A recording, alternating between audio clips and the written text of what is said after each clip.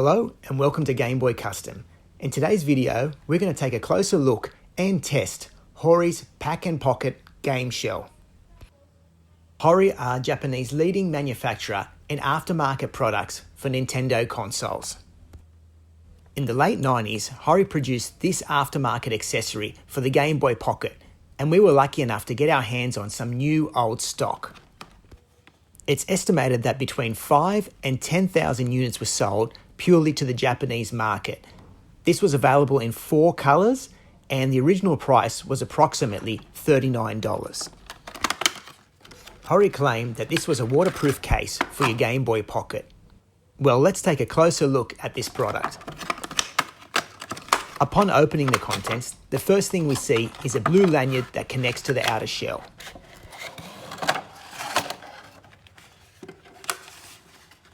The item is well packaged and sturdy in design.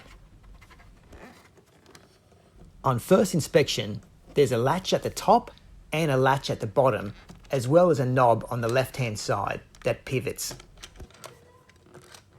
As expected, the latches pivot and the shell can be opened. The shell has been well manufactured and designed and has a clear window for visible gameplay, as well as a rubber membrane at the bottom. It appears that the rubber membrane was designed for functionality during gameplay. The shell has a sturdy rubber membrane that connects both halves together. And upon opening the internals, there appears to be a well-documented Japanese instruction manual on how to use the product itself.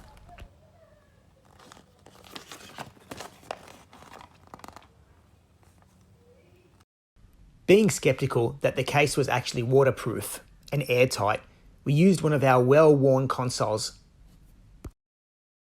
We first set up and tested the console for functionality before inserting it into the shell. With our limited knowledge of the Japanese language, the next few steps were trial and error. We soon found out that the left upper knob was to actually turn on and off the console once it is sealed in the waterproof case, which made perfect sense. The next step was to place the Game Boy into the shell and giving it a quick test while it's sealed up.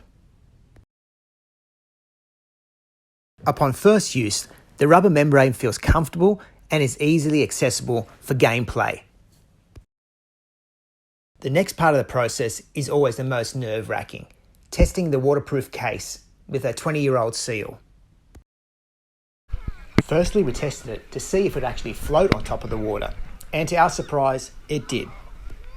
The next and most nerve-wracking part was to see if we could actually submerge it underwater and try to play it. So we turned the console on and had a quick game on the console with it submerged approximately 2 feet underwater.